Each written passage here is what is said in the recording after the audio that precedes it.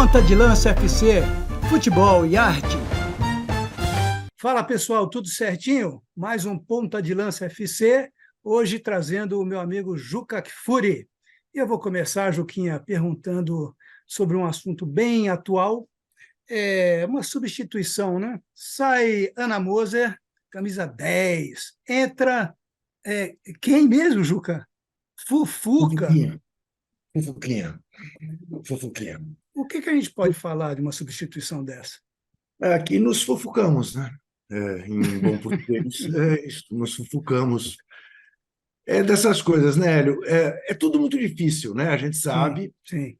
é muito fácil para quem não está no exercício de uma presidência tão difícil, fruto de uma frente ampla, e que, portanto, mais até do que um governo de coalizão, como tem sido na história recente democrática brasileira, todos os governos, né?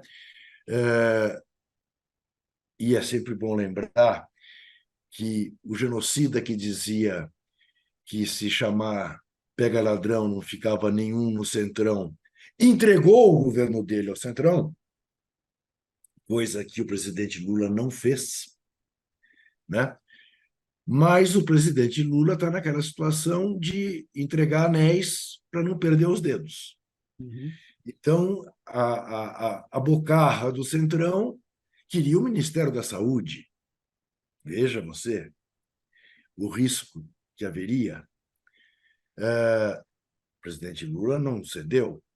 Queria o Ministério do Desenvolvimento Social, onde se abriga a Bolsa Família, um dos projetos mais importantes, né, para a reconstrução do Brasil. O presidente Lula não cedeu. E aí, contrariamente ao que ele havia nos prometido, o esporte virou moeda de troca. Uhum. Virou moeda de troca porque, em última análise, Hélio, eu acho que nós mesmos, até hoje, não conseguimos convencer ninguém que tenha chegado lá em cima no poder sobre a importância do esporte. Sobre a importância do esporte, fundamentalmente como fator de saúde pública, fundamentalmente como fator de educação, fundamentalmente como fator de inclusão social. Eu não estou falando, não é? E você sabe disso, Sim. de formar campeões, de ganhar medalhas nas Olimpíadas, de ser campeão mundial. Embora tudo isso seja uma consequência natural, num país com mais de 200 milhões de habitantes, de uma política de democratização ao acesso à prática esportiva. No governo Fernando Henrique, a gente teve avanços legislativos, mas apenas legislativos. Invariavelmente estuprados no Congresso Nacional na hora de regulamentar cada um dos artigos. E nunca mais nós tivemos, nem nos governos Lula, nem no governo Dilma, um ministro de esporte que tivesse a cabeça de Ana Moser, Hum. que tivesse exatamente esta cabeça, a cabeça do esporte como fator de inclusão, a cabeça do esporte como fator de saúde pública, como fator de educação. E ela estava muito animada em implantar isto. E eu vou dizer aqui uma coisa para você, para ficar um pouco entre nós. Eu até conversei com ela sobre isso num almoço, pouco antes dela sair. A principal acusação que se fazia a ela, Acusação? pela acusação, pela cartolagem das federações e pelos deputados do Centrão, é que ela não atendia ninguém. Vamos dizer, para usar uma figura que todo mundo entenderá, que ela era meio Dilma Rousseff Uhum. no relacionamento com a política. Uhum. Ela me disse que não, que isso não era verdade, que ela recebia todo mundo, mas que algumas liberações de verbas não saíam por causa da burocracia, mas que ela recebia mesmo todo mundo. Eu ainda brinquei com ela, falei assim, eu imagino com que cara, se fosse com a Sim, cara do Tilma, e né? conhecendo a Ana. Isso, conhecendo a Ana. Agora, é claro, alguém dirá, bom, então, vocês querem o quê? Vocês querem um mundo ideal em que uma técnica vai lá, implanta uma política do jeito que ela quiser, sem jogo de cintura, sem negociar, sem... não dá. Sem ser importunada. Isto eu admito, realisticamente, que não dê.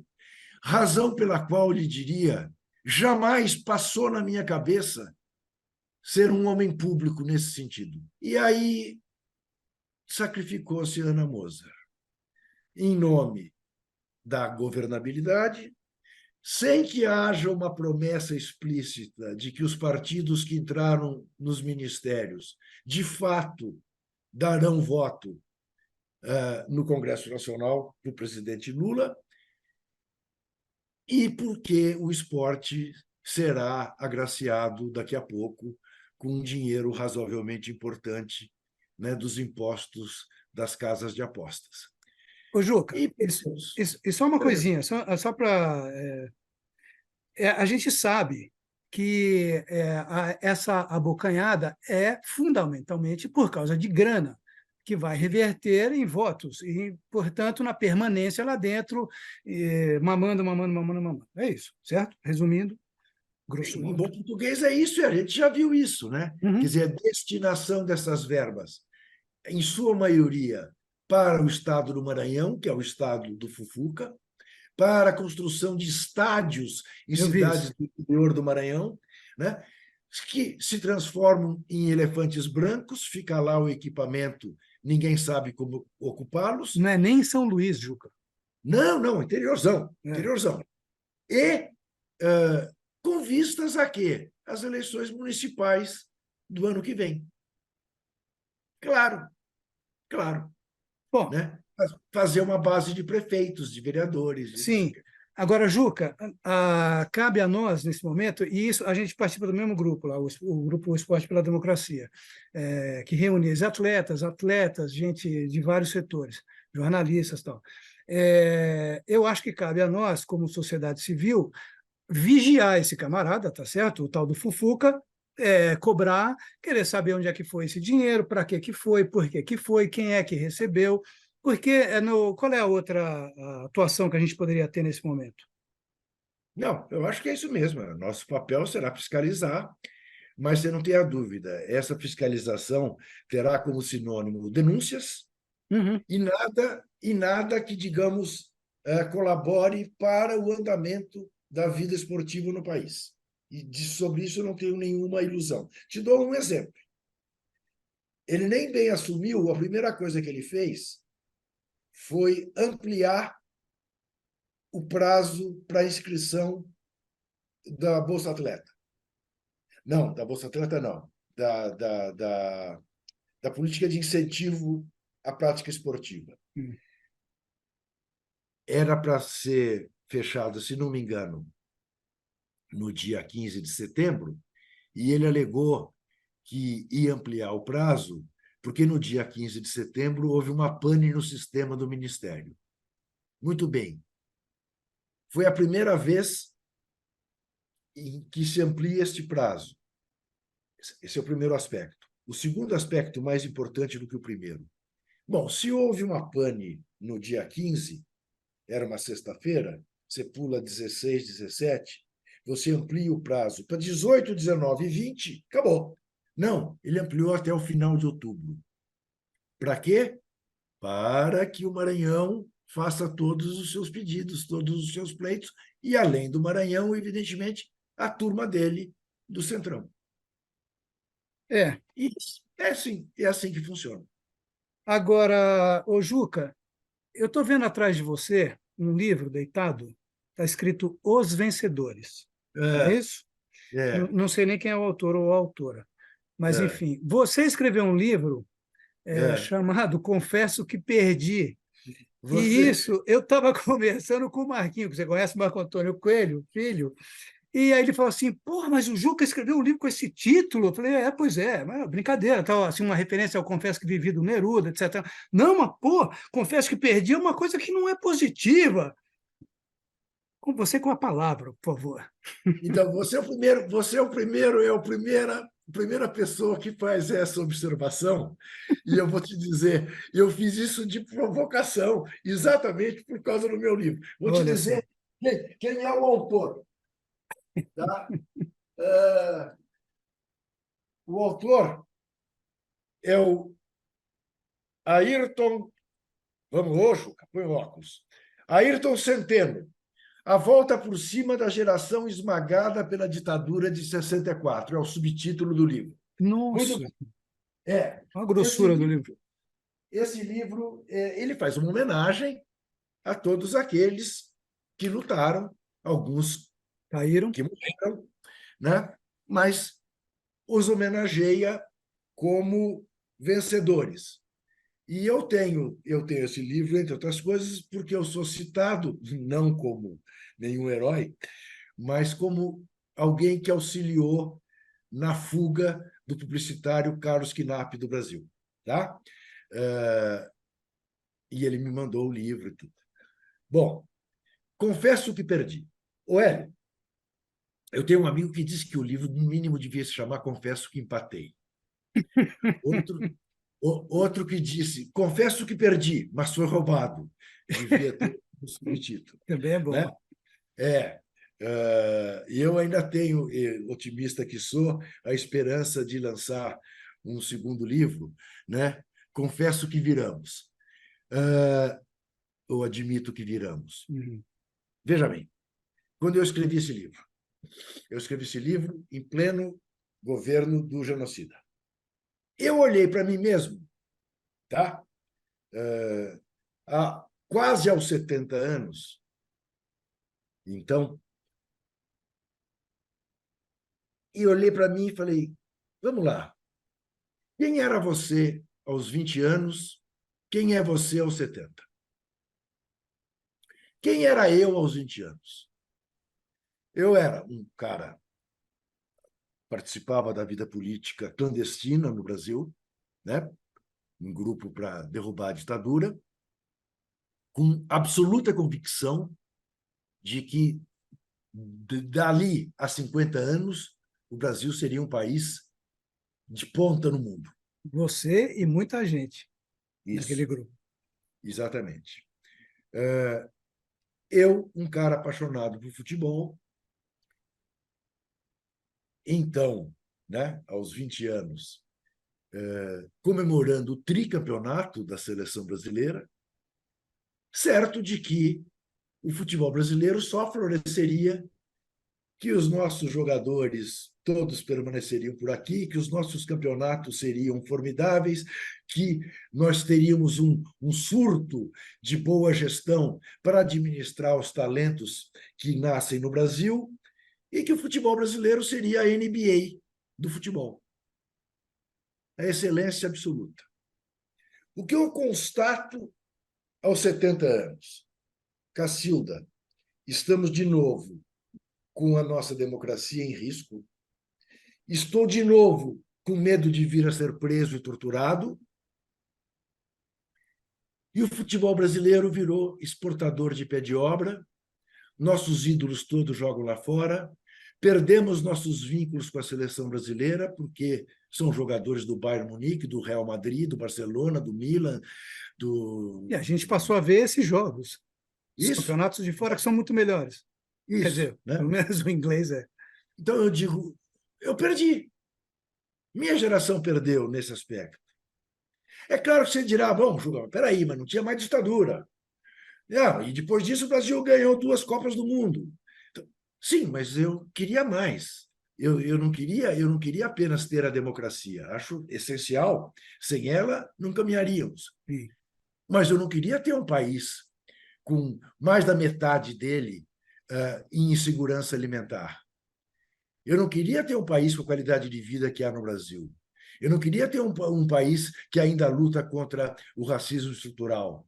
Eu não queria ter um país tão preconceituoso e que assim é por causa de um sistema educacional deficitário, né? Então, o Confesso que Vivi é uma homenagem, o Confesso Me que perdi. Perdi é uma homenagem ao Confesso que Vivi, mas mais do que uma homenagem ao Confesso que Vivi, é uma homenagem a Darcy Ribeiro, que dizia que Exatamente. Dos perdi todas fracassos, né? perdi todas as minhas batalhas, mas teria muita vergonha de estar ao lado dos vitoriosos. É. Então, é muito nesse sentido. No sentido do futebol, Juca, que do país você já falou, né? E eu compartilho da sua sensação, do seu sentimento em relação ao país. Agora, em relação ao futebol, essa perda de laço não tem também uma. Eu não sei se é uma coisa muito subjetiva demais, entendeu? Que não sei se é a ponto de a gente levar em conta, mas enfim, essa coisa que virou da ostentação dos jogadores, são todos muito parecidos com brinquinho, com cabelinho, não sei o quê. Tá tudo, é tudo um estereótipo, né, do jogador de futebol atualmente, e todos guiados pelos empresários. Olha, não se meta em confusão, não se posicione, veja lá o que você vai fazer, olha a sua família, você alimenta, sustenta toda a sua família.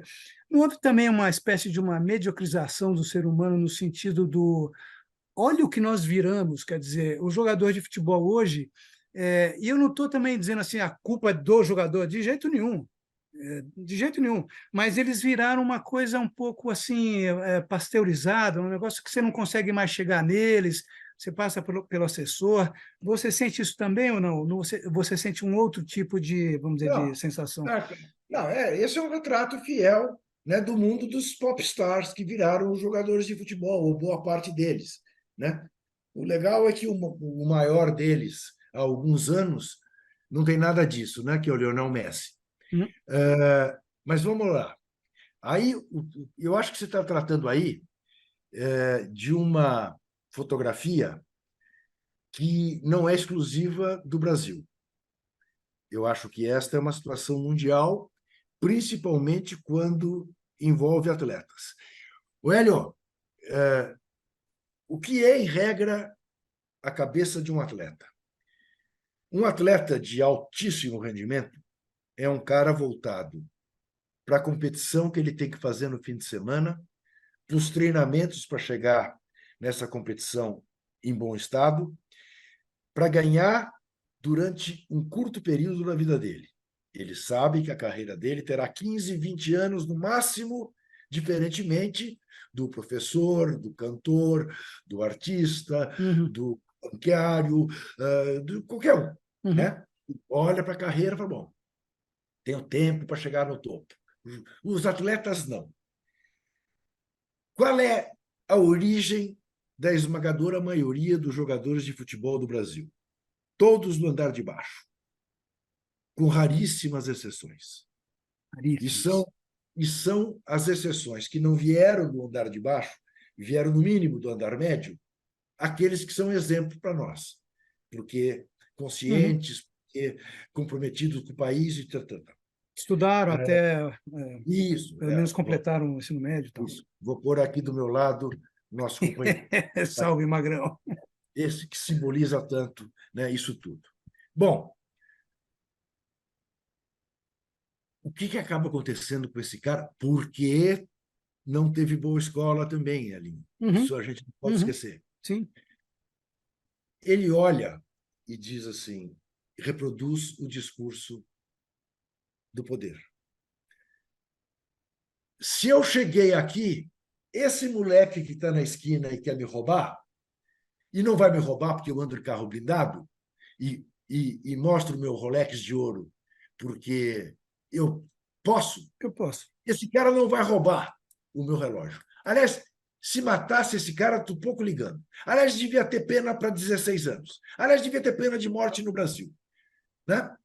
Eles reproduzem esse discurso da falsa meritocracia. Se eu conseguir, ele também consegue. Uhum, E a gente sabe que ele conseguiu por um dom espetacular que ele tem e que a esmagadora maioria não tem. Né? Mas ele é incapaz de se solidarizar com o entorno grande dele. Ele se uhum, solidariza com a família, dá a casa para a mãe. Normalmente o pai vive há muito tempo, abandonou a família. vive com os parças, mas a comunidade, dane-se. Então, você vê a reprodução do discurso de extrema-direita, o discurso mais tacanho possível. Eu sempre conto, Hélio, já devo ter te contado no particular, o dia que recebi uma ligação do Dani Lerrouge, o Daniel Combandi, né? Para quem não sabe, Não o sei. líder de Paris 68, era aluno da Sorbonne, um Uhum. dos líderes. Havia dois líderes, foi um dos líderes. Daniel Lerrouge. Daniel Lerrouge me telefona, às vésperas da Copa de 14. Diz que viria ao Brasil para fazer um documentário marginal sobre a Copa, que ele fez. Está no YouTube, é belíssimo. Entrevistou a Raí, entrevistou uma porção de gente, saindo pelas periferias do Brasil. A mim ele entrevistou lá em Brasília, andando pelas cidades satélites. Alugou uma Kombi, pintou a Kombi de Dr. Sócrates em todas as portas, com a camisa da seleção brasileira, e foi embora com a equipe dele. Quando ele veio aqui em casa para preparar o documentário, para ter uma primeira conversa, ele me disse: o que explica tantos jogadores brasileiros com consciência política? Eu falei: tantos quantos, o Dani? Você está maluco? Ah, Ele com falou: consciência política?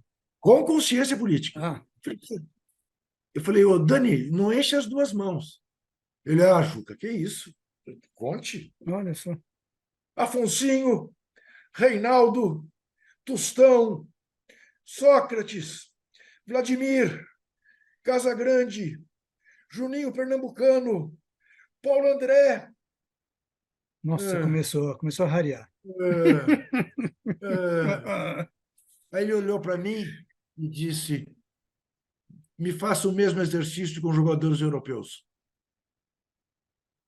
Eu falei: não, aí é ignorância minha, também não faço. Eu me lembro do Paul Breitner, que era maoísta, né? Campeão do mundo pela Alemanha, lateral direito, grande figura. O Cantona, ali na região dos Balcãs tem muitos, né?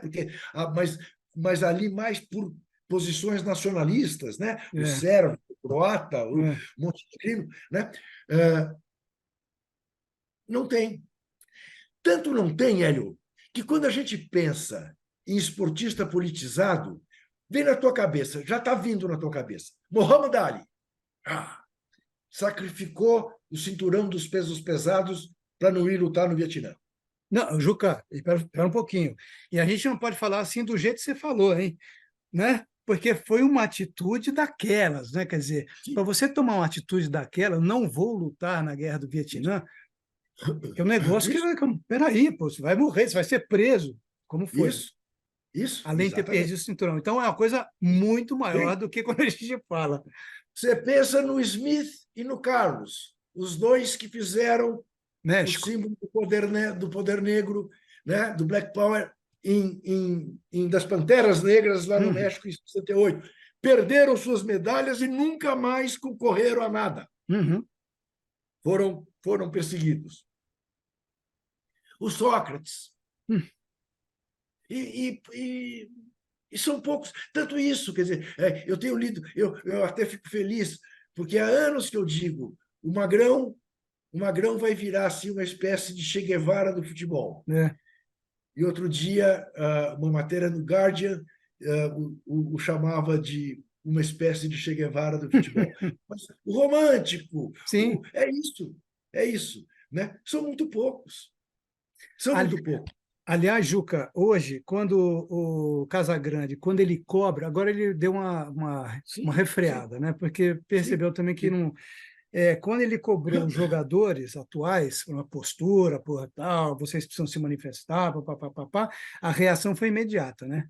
Corporativista, quer dizer, e todos ficaram contra ele, quer dizer, é uma Isso, coisa bastante isso. significativa e Hélio, remete ao que você falou agora há pouco. Hélio, eu vou lhe dizer uma coisa. Eu tenho dito isso também repetidas vezes.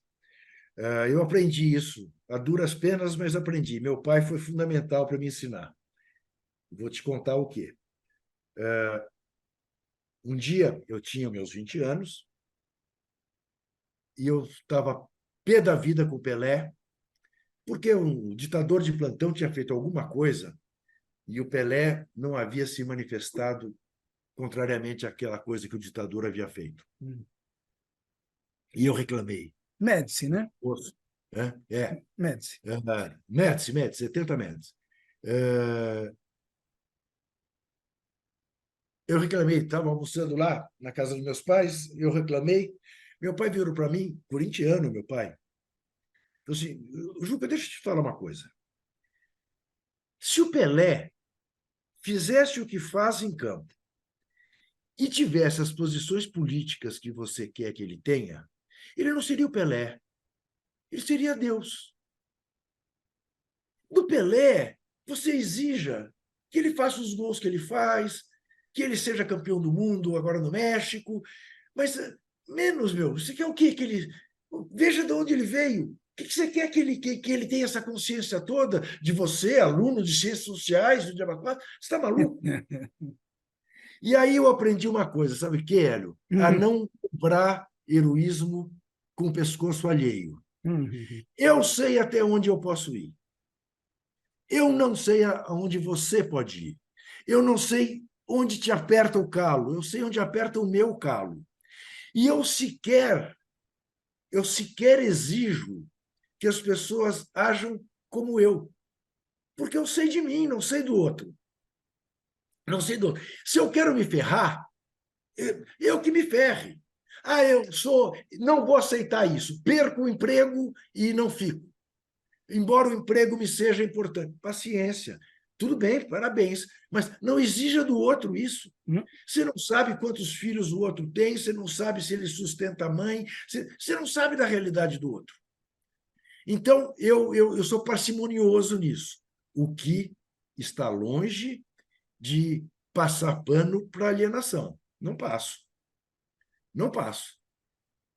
Mas eu sou cauteloso em relação a um certo tipo de cobrança.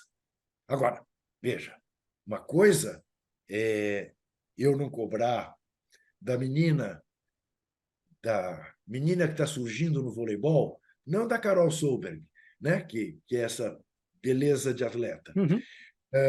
Mas de uma menina que... É a Gabi? Não, você não, está... entendi. Tá. não vou cobrar de nenhuma menina que está Entendi. surgindo no voleibol que tem uma atitude de Ana Moser ou de Isabel. Carol, ou de Isabel. Né? Agora, vou denunciar aquela outra Ana, né? que faz um discurso antivacina, que faz um discurso de extrema-direita, então Sim. aí sim. Isso aí, sabe o que me faz lembrar, Ju? Que uma vez no Roda Viva, o nosso querido João Saldanha, alguém fez uma pergunta, talvez, acho até que você estava participando desse programa. Era uma época em que no estúdio se fumava, né? Sem dúvida. Sem dúvida. E aí alguém faz uma pergunta e o João Saldanha fala, mas eu não estou convocando esse cara para casar com a minha filha. Isso, boa. Não é isso? Boa. Elinho, muito boa. Fui lá para trás. Isso, foi lá para trás, mas você sabe que sobre isso, eu repeti isso 1 milhão de vezes escrevendo. Hoje eu tenho uma posição diferente. Pois é. Hoje eu tenho uma posição diferente. Veja, por quê? Porque isso aí disseminou-se, não apenas nos esportes de competição. Eu já ouvi diretores de redação de uma famosa semanal brasileira dizer o seguinte: não, eu não quero saber do caráter dele, eu quero saber do talento dele. E essa famosa revista brasileira virou o que virou, né? E perdeu-se por ter virado o que virou. É igual... Por quê? Porque as pessoas não tinham o menor caráter, compromisso algum com os fatos, né? Virou um panfleto. Né? O Chico Buarque virou sambista, mandava o Chico Buarque dar o terreno do time de futebol dele para Minha Casa Minha Vida, né? e entraram nessa vibe. Muito bem. Eu vou dizer o seguinte, quer dizer, se eu estivesse dirigindo uma redação, entre o talentoso e o cara de caráter, com menos talento, eu pegaria o cara de caráter e tentaria formá-lo melhor do que, eventualmente, o talentoso já tenha vindo pronto. Mas eu prefiro... Eu tenho... Não, você conheceu, né? Uma figura pragmática de Milton Coelho da Graça. Sim. Milton Coelho da Graça dizia o seguinte, né? Bem-vindos oportunistas. Quando eles se aproximam é porque você está perto da vitória. E ele convivia muito bem com isso. Chama o ladrão para perto de mim que a minha carteira ele não rouba. Ele sempre foi assim. Ele sempre foi assim, né? Muito inteligente. Ele dizia o quê, né? Que existem três tipos de pessoas: as interessantes, os interessados e os interesseiros. Das interessantes e dos interessados, você deve se aproximar. Dos interesseiros, você deve tratar com cuidado, né? Mas, enfim, é claro, você dirá, bom, então, por esse seu critério, digamos, você não convocaria o Neymar para a seleção? Não, o Neymar eu convocaria. Só não Hoje precisa não abrir a mais. boca. Hoje, Joga a bola. hoje não mais. Eu acho que ele tem um efeito muito mais deletério no grupo. Ele, não, ele impede que um Vini Júnior vire o número um. É, Hoje é, eu vejo assim. Mas digamos, para a Copa passada, eu ainda o convocaria. Mas, digamos, se estivesse em atuação, depois de tudo que aconteceu, o Robinho eu não convocaria. sim, Você entendeu? claro. Quer dizer, não, aí não. Aí não. É, Tem limite. sim. Tem limite, né? E continuaria a não ser para casar com a minha filha. Mas ele Não, e podia o ser só Juca, artilheiro do mundo. É e, isso. e de qualquer maneira, tudo que vem acontecendo nos últimos anos, essa que a gente começou a viver uma vida muito diferente do que a gente vivia. Então a gente começa inclusive com as gerações mais novas, né? Eu tenho três filhos, você já tem netos. É, Mas escuta, isso aí você não pode falar. é Mas isso. não, não falei, mas eu não falei nada. Não, mas você me conhece, não, não tem, você não pode falar. Isto não pode mais. Como hoje a gente fala, há coisas que não pode mais, há piadas que não podem mais ser feitas, Sim, né? Há termos que a gente tem que botar para fora do vocabulário pela simples razão de que ofende alguém. sim, Ora, se ofende alguém, por que eu vou usar essa claro, palavra se tem outras mil que eu posso claro. usar? É em respeito ao próximo. Independe de dizer, mas você não acha que isso é um exagero? Pode até ser um exagero do politicamente correto. Tudo, quando começa, tem seus exageros. Mas depois se acomoda. Tem Exatamente. o freio Agora, de arrumação. isso, não, e o essencial é isso. É isso Se aí. ofende alguém, por que eu vou ofender? Se eu posso Exatamente. não ofender. É isso. Aliás, isso precisaria ser bem compreendido, Juca, por aquelas pessoas que habitualmente, recentemente, isso tem aumentado, soltam aquelas notas. Eu peço desculpas se alguém se sentiu ofendido. Como Isso, assim? isso, Mas, isso, peraí, é uma meia desculpa, né? isso. Ô, Juca, deixa eu te perguntar uma coisa, como amante do futebol. O Brasil não ganha mais de ninguém, Juca? Ou estou exagerando também? Não, veja, se você considerar que o último campeão mundial de clubes foi em 2012, lá se vão 11 campeonatos, porque Copa do Mundo a gente conta em tempo, né? E às vezes isso ilude, né? É, Há 20 anos que não é campeão, um mas período, né? 20 anos são 5 Copas, É, né?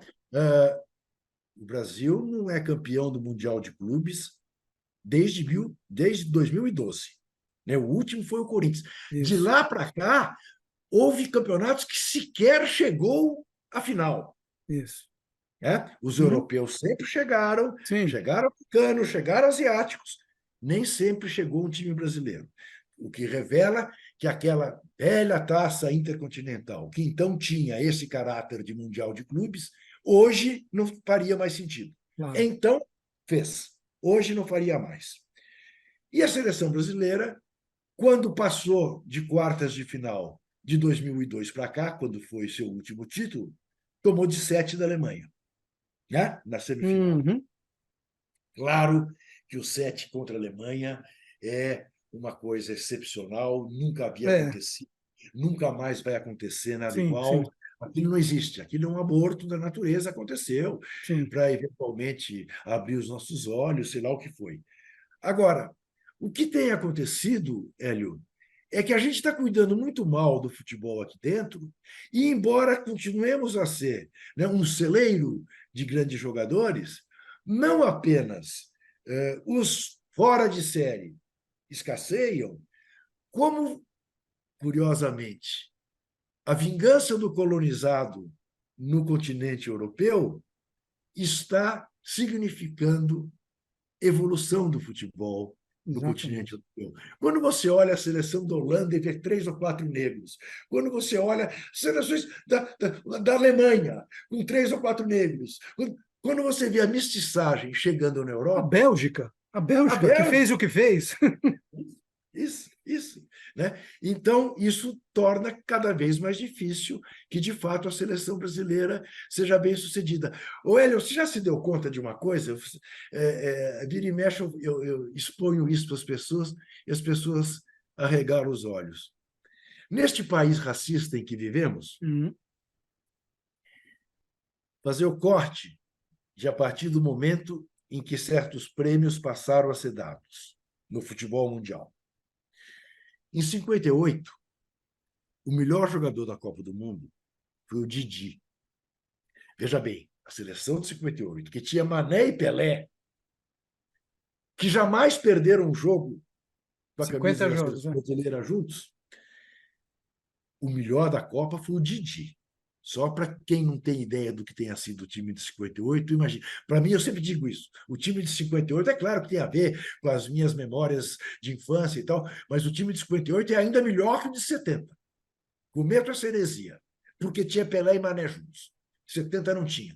Tinha Pelé e um bando de gênios juntos, mas não tinha Pelé e Mané. Pelé, Mané, o melhor de 58. Mané Garrincha, o melhor de 62. Pelé, o rei do futebol. Romário, o melhor da Copa de 94. Ronaldinho, fenômeno, Ronaldinho Gaúcho, melhores do mundo. Rivaldo, melhor do mundo. Marta, melhor do mundo 6 vezes. O que essa gente toda tem em comum? São todos negros. Todos negros. O único branco que foi melhor do mundo no futebol brasileiro é o Kaká, Uhum. numa temporada. Todos os demais, negros. E atente para o seguinte, Hélio. Entre 1958 e 2002, quase meio século, o Brasil produziu gênios em série, porque não são apenas esses que eu citei. A Sim. esses fizeram companhia o Rivelino, o Gerson, o Carlos Alberto Torres, o Zico, o Sócrates, o Falcão, Um entendeu? monte, um monte. Uma profusão. Você fala. Então, tem uma cena no filme oficial da FIFA, na Copa de 94, que é maravilhosa, Hum. que é o Baggio olhando as duas seleções no túnel para entrar, Ah, ele e olhando o Romário. olhando para o Romário, e daí ele olha para o Bebeto, daí ele olha. E aí, quer dizer, o que passa na cabeça daquele cara? Ele diz: está ali o melhor jogador do mundo, melhor jogador do Barcelona, está ali o melhor jogador do Bayern Munique, está ali o melhor jogador do Valência, está ali. Cacilda, como é que nós vamos ganhar desses caras? É. Aquilo que o Nelson Rodrigues dizia do nosso complexo de vira-latas, né? Que a gente olhava para os alemães, os Isso. alemão, olhava para os alemães e dizia, tudo com saúde de vaca premiada, Uhum. tudo de 1,90 m, olhos azuis. Como é que nós vamos ganhar desses caras? Né? E passamos a ganhar com a nossa mestiçagem, com essa coincidência que houve no tempo e no espaço da produção de gênios que nós tivemos. Pense isso. Sim. Que seleção do mundo não agradeceria aos céus ter um Rivelino? Nós tivemos que pôr o Rivelino na ponta esquerda na Copa de 70, Para porque não tinha encaixá-lo. lugar É. para ele no meio de campo. Porque o meio de campo tinha o Gerson. Uhum. E o Paulo César Caju era reserva. Não, e Meu, isso, ainda tinha o Edu, que era e o tinha o Edu. maravilhoso ponto esquerda. Sim, né? E inventar o Tostão de centroavante, coisa que ele Isso. nunca foi. E É. O Dirceu Lopes nem De viajou. fora. E era na seleção. É um absurdo. E o Ademir da Guia. É. Cacilda. Isso não existe. É. Nós não estamos mais assim. Não temos Pois essa é. produção. Né? E outra coisa é o seguinte, Juca, eu não sei você, mas Toda vez que eu converso com o Marcelo Carvalho, do Observatório da Discriminação Racial, eu falo assim, e eu conversei com ele a semana passada, cara, você tem uma coisa admirável, que você tem jogo de cintura, você é diplomático, você está com os caras, você tem que sentar na mesa com esses caras. Porque toda vez que eu ouço falar em CBF, Conmebol, FIFA, me dá um negócio, assim, como diz minha companheira, uma gastura, que eu não conseguiria sentar e discutir com os caras de igual para igual. Então, eu quero saber o seguinte de você. Edinaldo Rodrigues, que é o atual Não, presidente da CBF, não. que eu olho assim e falo, nossa, mas esse cara, ele é cheio de boas intenções, né? Mas não, eu não sei se ele é cheio de tão boas intenções assim. E outra coisa é o seguinte, que eu falei com o Marcelo, ele, mesmo que ele queira implantar algumas medidas, por exemplo, relacionadas ao combate ao racismo, ele não consegue, porque sozinho não se consegue. Ele está atrelado aos presidentes de federações, atrelado aos presidentes de clubes, ou dirigentes dos clubes, tem uma relação muito esquisita com aquele Alejandro, não sei o quê, o Paraguai lá que presidia a Conmebol. Então, como é que faz? Não, mas veja bem, aí entra o diplomático Marcelo. Mas, de qualquer maneira, eu não consigo acreditar em nada que venha do nosso amigo ali. Eu queria Bom, saber a sua não, avaliação. essa é uma boa pergunta. Eu preferia até que você não tivesse me feito. Agora que você fez, eu vou responder escolhendo as palavras. Veja, primeiro, eu saúdo o fato de que, enfim, temos um poderoso cartola negro, Eu também. negro, né? Não temos nenhum presidente de clube negro. Olhávamos o presidente da Ponte Preta como assim, né? Uma joia rara numa Hum? loja de Hum? louças. E temos agora o presidente da CBF negro, que já sentiu na pele o que é o preconceito contra os negros no Brasil. É um pouco Lula, né? Ninguém vai cuidar da fome melhor do que alguém que já passou fome. O Sim, Lula sabe que é ter fome, então isso é uma coisa que o comove. A questão do racismo comove o Edinaldo, não tenho dúvida nenhuma. Até agora não tivemos nenhum escândalo na gestão dele. E tivemos, do ponto de vista das ações de marketing, boas ações. ações de marketing. Podemos, podemos discutir se elas são eficientes, se elas são eficazes, se não são, se é só marketing, né? Se é só boas ideias, mas que morrem na esquina, que não tem continuidade, né? De certa maneira, Hélio, você sabe que no Corinthians estamos diante dessa situação, né? Ou eleger um presidente negro, André né? Negão? O André Negão, que vem da contravenção, assumida, admitida por ele mesmo, Hum? era bicheiro, diz que era bicheiro. Uhum. Castor Antônio também dizia para mim que era, estava muitos anos afastado da contravenção. O André Negão diz a mesma coisa. Hum. E um outro cidadão branco, Augusto, que de Augusto não tem nada. Tem uma folha corrida, não Augusto tem Melo. Augusto Melo.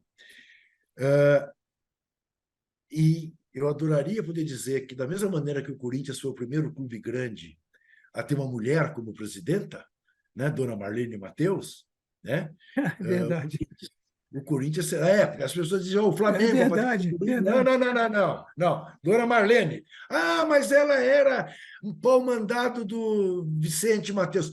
Machista. Você que não admite que uma mulher tenha chegado onde ela chegou por seus próprios méritos. Boa. Muito bem. Eu te confesso, eu olho com bons olhos. Pô, que legal o Corinthians ter um presidente negro.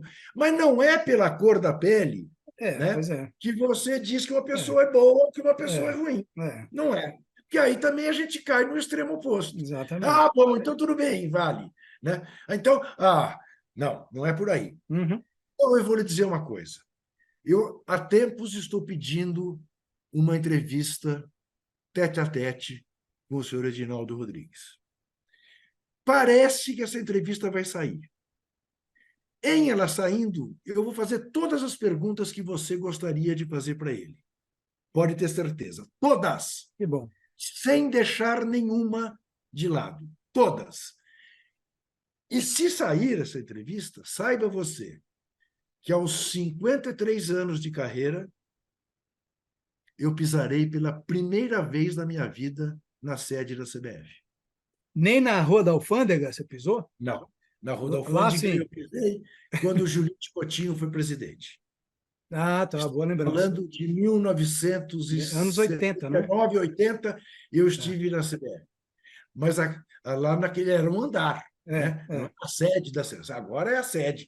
Eu já fui à sede da CBF fazer aquele ato, porque ficamos lá fora, fazer aquele ato pedindo a demissão do Marco Polo Deonero. Lembra aquele abaixo-assinado? O Jô Soares assinou, o Chico Buarque assinou, Luiz Fernando Veríssimo assinou, um bando de gente. Eu estava lá, mas então irei. Então, quero olhar nos olhos dele e conversar com ele. Que bom. Eu vou torcer para que essa entrevista saia, que você se saia muito bem. Tá bom? Tá Ô, bom. Juca, adorei conversar contigo, fazia tempo, passou muito rápido, como sempre, e eu quero repetir daqui a um tempinho, tá bom, velho? Todas as vezes que você quiser, Hélio de Alcântara.